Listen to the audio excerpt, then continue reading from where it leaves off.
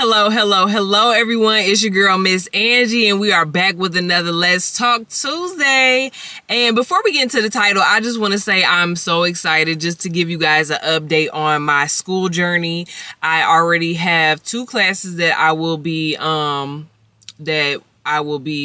registering for the end of this month, and me and my advisor sat down, so I will be taking a computer class and a writing class.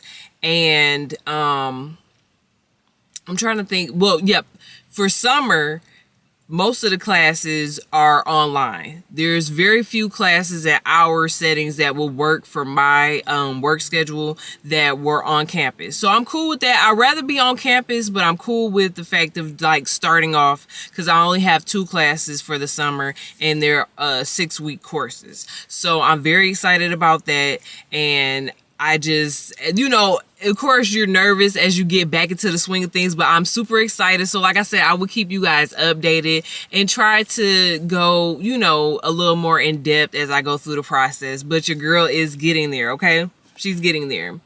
Real quick, so talking about the topic, I'm not going to spend long, but the topic for today's Let's Talk Tuesday is boundaries for your ex.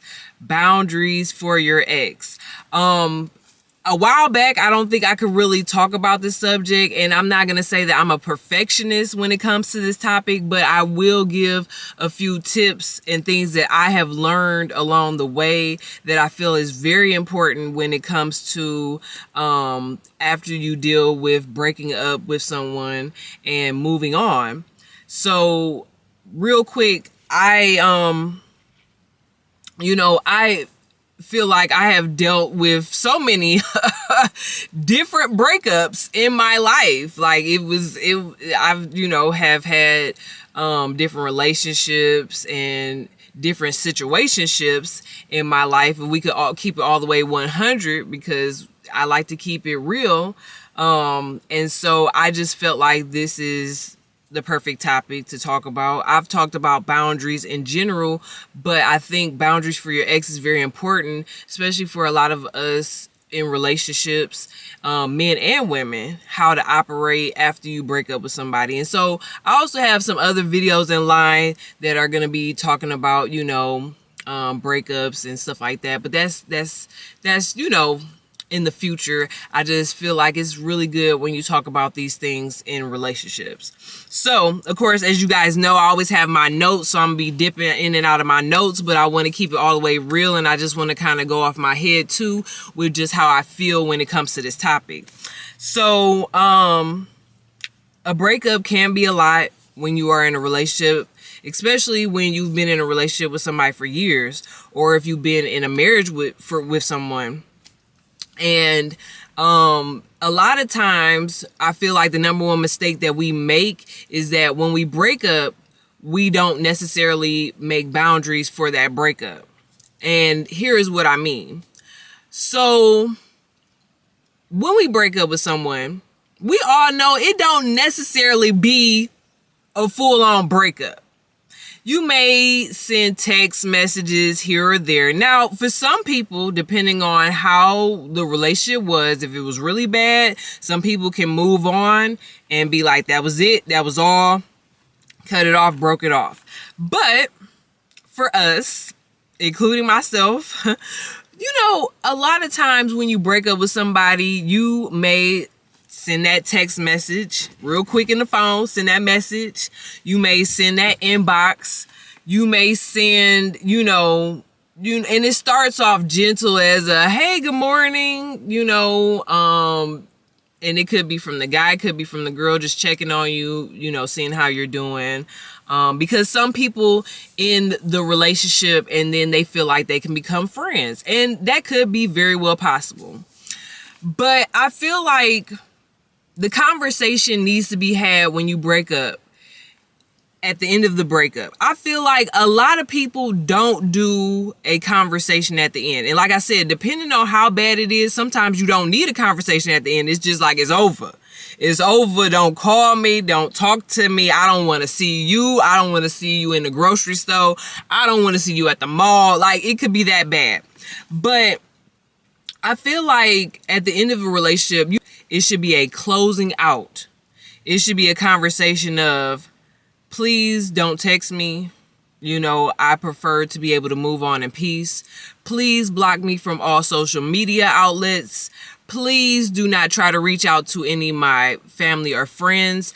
Now, mind you, when it comes to the family and friends issue, a lot of females be like, if we broke up, then the code is don't talk to him. Now, maybe a few years down the line, depending on how the friendship goes after you break up or whatever the case may be, there could be some understanding. But 9 times out of 10, if you break up with my homegirl, we don't want nothing to do with you. Or, for the guys, hey, if you break up with my mans, then look, the dudes ain't dealing with you 9 times out of 10 anyways, right? So, but bringing that all back in, there needs to be a close-out conversation. And when I say that, because if you don't have a close-out conversation, then you start to allow people to just contact you whenever, call you whenever, reach out whenever. And that can send mixed signals. It can be like, well, we broke up. Maybe there's a chance of reconnection. Maybe there's a chance of,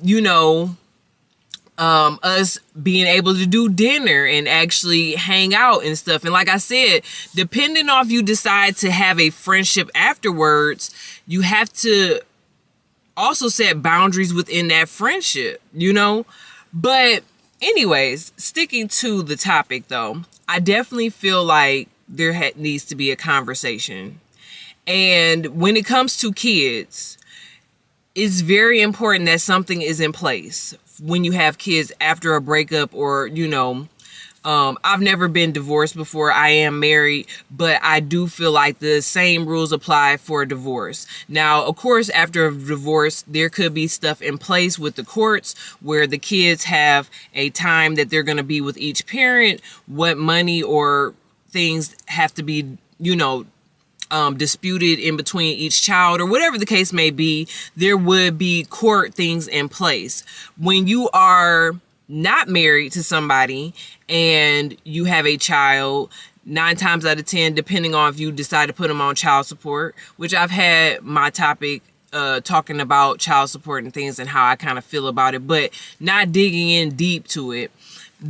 Regardless of the fact whether there is going to be child support or if you decide that you guys are going to come up with an arrangement, there needs to be something in place, especially when you break up, how to operate with the kids. Now, we all know worst case scenario, dealing with somebody who is irate and outrageous, and after the breakup, things become toxic, they become crazy. Yes, you need to go through the proper channels for your safety and for your child's safety to make sure that you are operating as such. But if you're dealing with someone who's very well-mannered, the relationship was understandable, the breakup was understandable between both parties, I suggest that you guys have written stuff down in place for your child.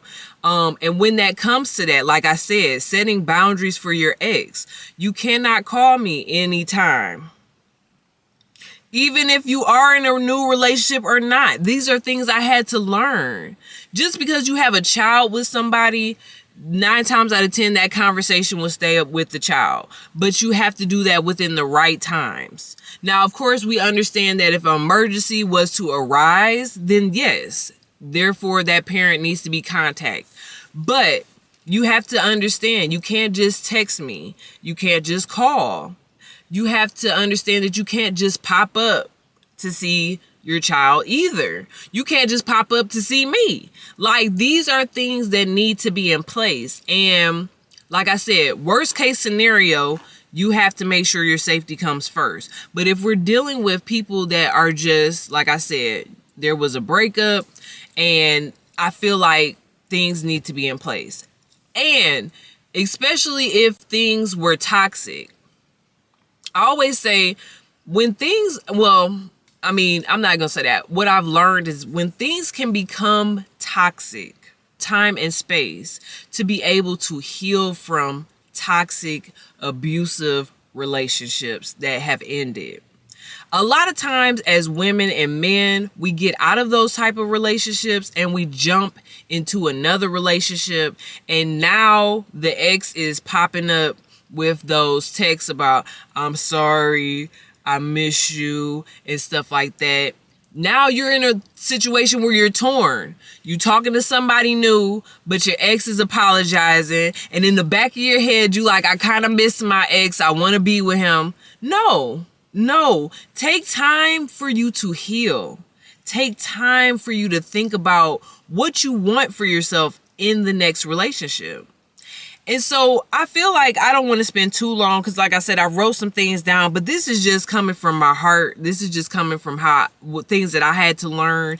And I feel like when you make it peaceful, when you make a peaceful exit, whether that's with the guy or the girl, make it peaceful when you leave. Set boundaries for what you want for yourself. Even if you don't know, just tell, you could reach out and be like, after we break up, I may be able to text or talk to you later on. But right now, I just need time for myself. I need time for me to heal. I need time for me to know what I want. And like I said, when it comes to kids, you guys have to have something in place, because at the end of the day, you don't want your kids to suffer. And you don't want your kids to be in the middle of this breakup and confusion and stress. It should be seamless and easy as possible. And I understand with breakups, not all the time it's easy. Some people are bitter. Some people are hurt. Some people are reacting in different ways that you never know, that you never saw. Because a lot of times people can act differently and you be like, I never saw this side of you. I never saw this coming. I'm blindsided by this. So I feel like setting boundaries for your ex is important, just as you sit down and you talk to people before you enter a relationship. Exiting should be the same way. And like I said, once again, if it is toxic, if it's abusive, then you have to exit the best way you can. I'm giving these examples, but as women and men, we have to do what's best for us as far as how to, operate. If you have kids, a lot of times these situations can get messy. So you have to do what's best for you and your safety. And I always have to go to worst case scenario, because a lot of these situations we see play out on the news, and it goes from 0 to 100 very quickly. So you have to be safe, especially in these times we're living in. You have to operate safely. But if you and the other and your mate that are breaking up can come to some form of agreement, you have to stick to that agreement, and you have to not back up on what you set in place for your boundaries, because your boundaries are for you and your ex-mate and for the kids. So anyways, this is just a quick video on setting boundaries for your ex. Like I said, these are important to do. This is something I ended up learning very late in life after dealing with different relationships and situationships. But I feel like it is important. And I feel like even if you and your ex do decide to reconnect and get back together, set boundaries for how you want that relationship to look. There's no reason why you guys can't come to the table and say, we broke up on this note, but let's come back and kind of understand and evaluate where we made our mistakes and what I want our relationship to look like for this future relationship now, this new relationship. We're putting everything in the past and we're focusing on this new relationship. So anyways, I just thank you guys for watching. I thank you guys for the new subscribers that I have received. And I just love to keep it positive over here on this channel. And, with everything going on in the world, it's good to just have an outlet to be able to talk about different topics and to be able to just, be who you are at the end of the day. Be who you are. Learn a few things along the way. So anyways, this is your girl, Miss Angie. Please like, comment, subscribe to your girl's channel, and I'll check you out on the next one. Thanks for watching. Bye.